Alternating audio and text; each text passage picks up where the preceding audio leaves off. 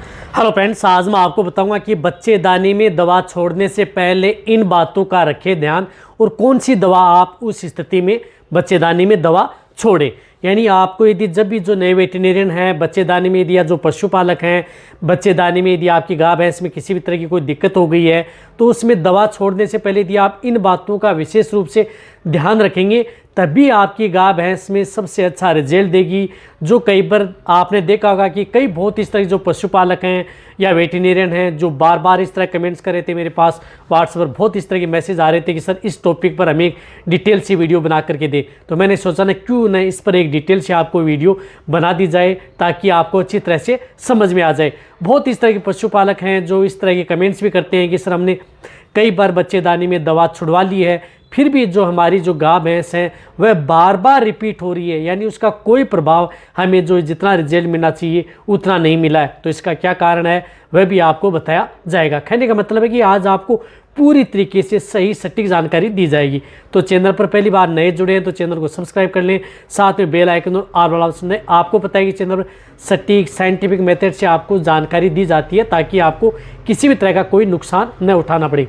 देखो, बच्चेदानी में दवा कैसे छोड़ी जाती है? तभी तो छोड़ी जाती है जब बच्चेदानी में कोई इन्फेक्शन है, गर्भाशय में कोई संक्रमण है, या कोई आपके वेटरनेरियन ने बताया कि यदि आपकी गाय भैंस बार बार रिपीट हो रही है तो वो बताते हैं कि उसमें इन्फेक्शन है, इन्फेक्टेड है, तब वह दवा छोड़ी जाती है। लेकिन दवा छोड़ने से पहले आपको विशेष बातों का ध्यान रखना होगा। सबसे पहले तो आपको ये ध्यान रखना होगा कि आपकी गाय भैंस में रियल में वेजाइनल इन्फेक्शन है या नहीं। यदि इन्फेक्शन है तभी आप अपनी गाय भैंस की बच्चेदानी में दवा छोड़ें। यदि आपका वेटरनेरियन बता रहा है कि बच्चेदानी में दवा छोड़नी है, कई बार दिक्कत हो जाती है। दिक्कत कब होती है?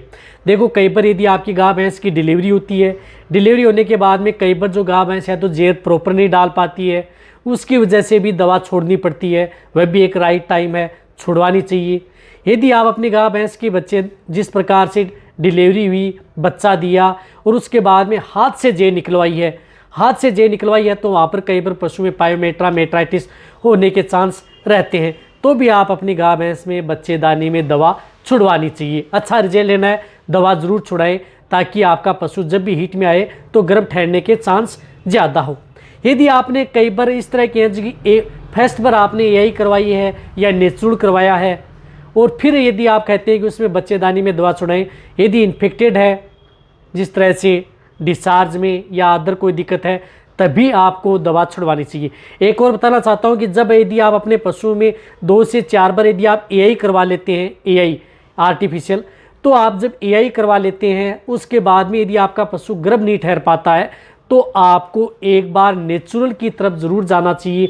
ऐसा नहीं है कि 2 से 3 बार आपने यही कर दिए बाद में आप बच्चेदानी में दवा छुड़वा लें, वह उचित नहीं है। इससे बेटर है कि आप पहले आप उसमें नेचुरल करवाएं। नेचुरल कराने के बाद में भी आपको लग रहा है कि आपकी गाय भैंस रिपीट हो रही है तो उसके बाद में आपको दवा छुड़वानी चाहिए। बहुत हमने फील्ड के अंदर इस तरह के केस देखे हैं जिनमें से 3 से 4 बार या 4 से 5 बार यही करवा ली, फिर वह पशु नहीं ठहरा, गर्भ नहीं ठहरा था तो उसका हमने नेचुरल करवाया। नेचुरल करवाने में फर्स्ट बार ही वह पशु गर्भ ठहर गया। तो कई बार इस तरह की दिक्कतें हो जाती हैं, ऐसा नहीं है कि हर बार दिक्कत होती है, तो कई बार इस तरह की दिक्कतें हो जाती हैं। तो उस तरह के केस में आपको न छुड़वा करके नेचुरल में जाएं। नेचुरल को भी यदि आप रिपीट हो रही है तो आप अपने वेटरनेरियन से दवा छुड़वानी चाहिए। अब दवा छुड़ाते समय आपको क्या बात को ध्यान रखना चाहिए? जब भी यदि गाय भैंस की बच्चेदानी में यदि आप दवा छुड़वाते हैं तो विशेष रूप से बात को ध्यान में रखना चाहिए। कोई भी जो एंटीबायोटिक दवा यदि आप उपयोग में लेते हैं जिस प्रकार से 3 दिन वाली, 4 दिन वाली, तो आप जब भी ये दवा छुड़वाते हैं तो जैसे आज आपने ये दवा छुड़वाई है, जैसे आज आपने दिन में 10 बजे दवा छुड़वाई है तो आप दूसरे दिन आप 10 बजे से पहले बच्चेदानी में दवा डालें। इस बात का ध्यान रखें। फिर तीसरे दिन डालना चाहते हैं तो फिर जिस दूसरे दिन जो टाइम लिया था आपने उससे पहले डालें, तभी आपके पशु में बेस्ट रिजल्ट मिलेगा।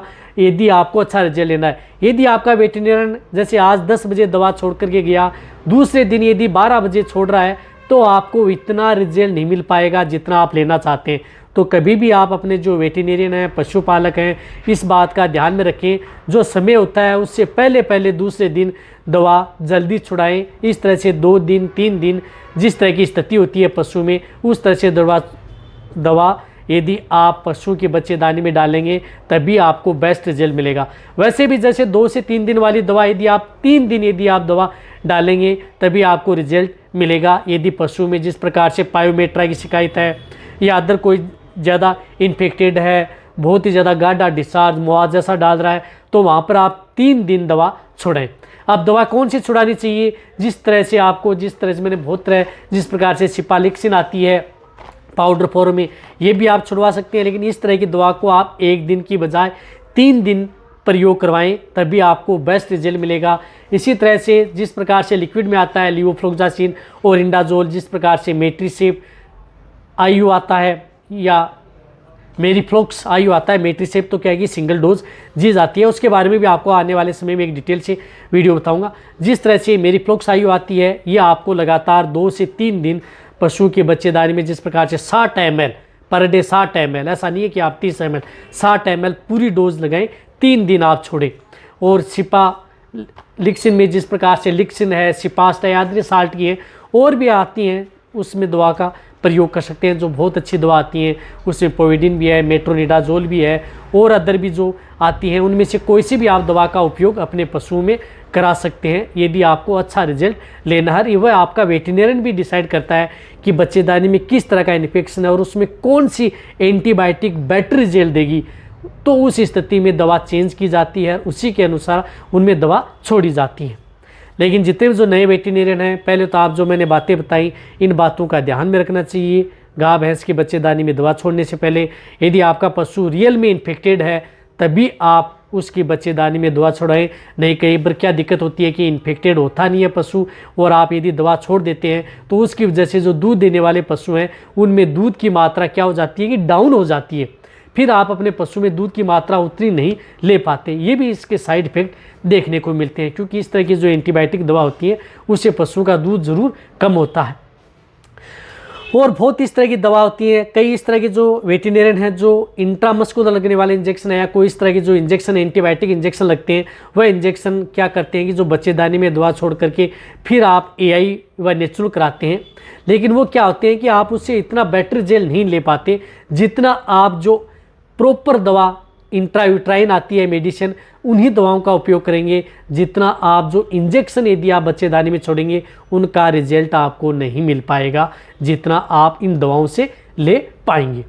तो आप अच्छी तरह से समझ गए होंगे कि आपको कौन सी दवा छोड़नी चाहिए, किस तरह की साल्ट की छोड़नी चाहिए, क्या सावधानी रखनी चाहिए।